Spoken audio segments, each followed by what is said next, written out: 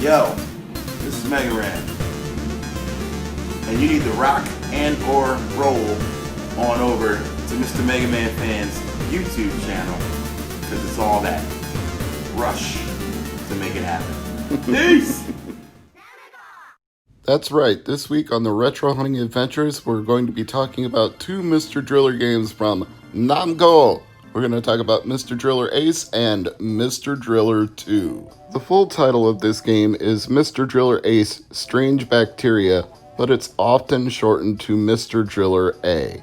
It is the fourth game in the Mr. Driller series, but the first to be exclusive to home consoles, or in this case, the Game Boy Advance. Sadly, if you want to play it, you will have to import it because it was never released outside of Japan.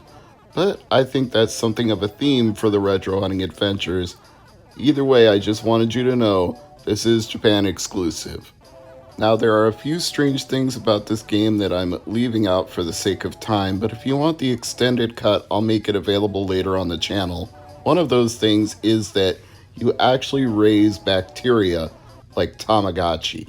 I don't know why, I can't explain the purpose, but you feed them, you pet them, they give you little love hearts when they like the attention, and then they evolve into other forms of bacteria, and you have a Critterpedia of sorts that tells you all the different bacteria that you've evolved or collected. So far as I know, you can't link to another player and trade them either infrared or with a link cable, and I don't believe that you have to have all of them to advance the plot of this game. But the whole idea of a Mr. Driller game needing a plot is in and of itself weird and unnecessary. You play Mr. Driller games because they're platforming and puzzle solving. You drill your way down through these blocks and don't get squashed like I just did there. And then you pick up air along the way because each time you drill a block, you lose some air. You are drilling underground after all, so you need an oxygen tank. Also, if you drill into these solid blocks that aren't colored pieces, you lose more air. You get a penalty for drilling through those. And as you can see, Mr. Driller Ace also adds in some extra things, like it adds in these treasure rooms, it adds in statues that you can drill through. They are really going for some sort of adventure theme, and I don't necessarily need it. I mean, it's cool that they actually thought, let's take a Mr. Driller game and add a plot to it and have something that you have to do instead of just drilling for a high score. But if it didn't have any of that, I wouldn't care. Maybe I would care about it more if I had a patch, if there was a translation into English, but once again, exclusive to Japan, so as far as I know, no such thing exists unless one of the other ports of this game on a compilation or another console would have English language included in it. So if you want a very unique Mr. Driller game that is unlike anything else in the entire Mr. Driller series, Mr. Driller Ace would be a heck of a place to start. Incidentally, if you're not familiar with the Mr. Driller series, it's considered to be a successor to the Dig Dug games from the 1980s. That's right, the protagonist of the Mr. Driller games, Susumi Hori, is the son of the original Dig Dug driller, who actually had a name, and until Mr. Driller I never knew it, but it was Taizo Hori. So your character from the 1980s actually had a plot, a theme, a wife, and a son. Who even knew when you were playing Dig Dug in the arcade that all of that existed? But here it is, Mr. Driller is directly in the lineage of those games. In fact, this game includes a quote-unquote scenario mode where you actually do get to encounter characters from the original Dig Dug series of games, the Figars and the Pukas. So, if you had any doubt, there is a connection. In fact, you'll even see it if you watch the opening movie. You'll see a picture of Taizo digging his way through the tunnels of the original Dig Dug. But if you don't want to play as the son of Taizo Hori, Susumu Hori, there are multiple playable characters in Mr. Driller Ace, and in fact, That's also true of the other game we'll be talking about today, Mr. Driller 2, which exists in many forms other than just a Japanese exclusive release for Game Boy Advance. I'm focusing on the two Mr. Driller games for GBA that I know about, have played, but there are so many more ports to so many other systems. And in fact, I would say the GBA version of Mr. Driller 2 is not even my favorite. I'm not advocating bootlegging per se, but Multi-Arcade Machine Emulator has the best sound, the best action. I think it's the most fun to play. It's very quick when you're drilling. You get to rapid fire your way through levels if you really just want to blast through as fast as you can. And there is so much appealing about that when you get on a roll and you just drill. You're going left or right. You're going through everything and you're picking up the air along the way and you're stacking up bonus points because you get that classic Namco 765 every now and then. So it really gets addictive in a hurry. But Mr. Driller 2 has a wider availability on Game Boy Advance compared to Mr. Driller Ace because Mr. Driller 2 was more widely available for North American players in general. It started in arcades July of 2000 in Japan. September of 2000 it came to North America. Then it was released in Japan as a launch title for the GBA in 2001 on March 21st. But for God knows what reason, it wasn't released in North America until 4 years later, April 12th, 2005. Did they not think we liked Mr. Driller games? Did they think the franchise was not a huge success here? Actually, I have no idea. I love Mr. Driller games, but I don't know if they are a huge success here. It may just be a cult following thing. It might actually rank much lower than series like Castlevania and Puyo Puyo and Mega Man and Mario. It's probably way down the list and overinflated in my own estimation of the quality of Mr. Driller games, especially given that so many of them are Japanese exclusive. It may just be a cultural thing that gamers there like the Mr. Driller series more.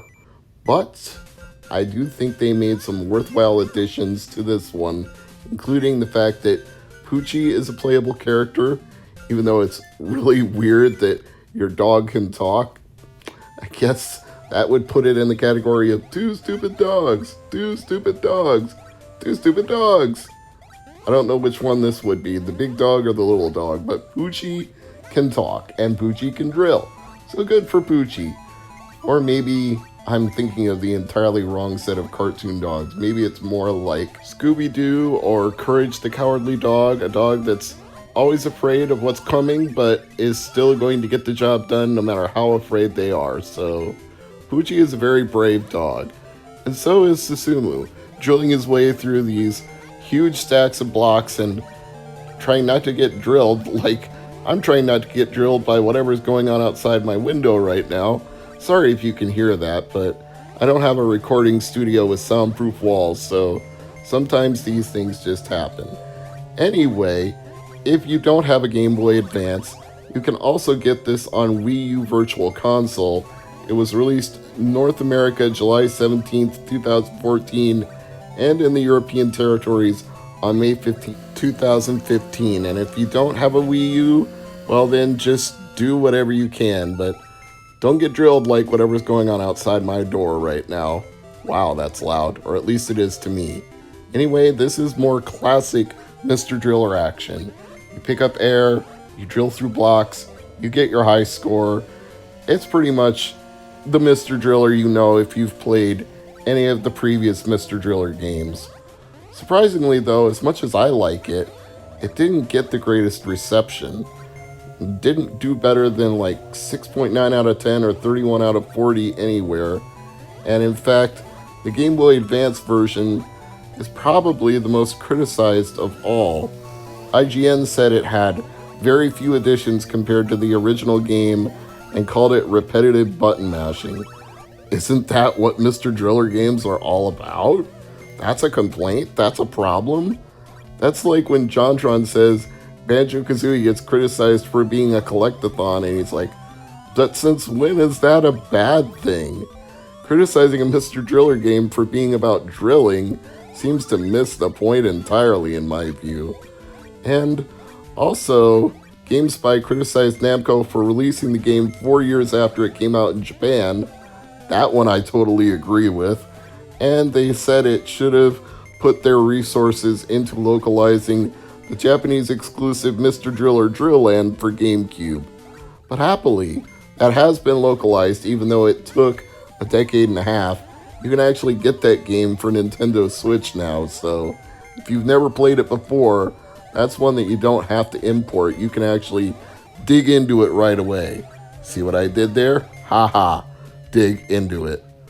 Bad puns. That's what middle-aged gamers are all about. And I'm all about Mr. Driller too. If you have the chance, if you have the time, and you've never played any of the Mr. Driller games before, I really can't think of a better place to start than this. It'll get your feet wet. You'll get the entire concept very quickly. You'll learn to see combos coming. You'll start to pick up on the fact that you can dodge out of the way at the last second. You can climb up to air capsules when you see them. You don't have to just wait for them to fall into your lap, so to speak. You can trick your way through certain areas. You can even make sacrifices occasionally, like if you really need the air, you can drill your way through a solid block and try to take the risk that you can pick it up before your oxygen just completely depletes from you drilling a solid block. There are many different ways to attack a Mr. Driller level. Whatever one you do, it doesn't matter because they're all right. You go super fast and try to wing it and avoid blocks that are falling around you by moving to the left and right, and you keep drilling up and around and hopefully avoiding getting crushed. That's one way to go if you want to be careful and meticulous and pick each block carefully before you take the next one. That's also an effective way to go. The only wrong thing to do is die, but even dying is not necessarily wrong because every time you die in a Mr. Driller game, it makes you think, oh shit, I could have done that so much better. Why did I make that choice? And then you marginally improve a little bit every time you play, and sometimes you just get, I can only call it in the zone. When you're playing Mr. Driller and suddenly you just have one great run where you're going really fast and everything's falling into place and you're not dying, and you drill your way all the way to the target and pick up a huge set of bonuses along the way. It is so satisfying when you're in the zone and you're just one with the game. There are very few games that can offer that kind of feeling.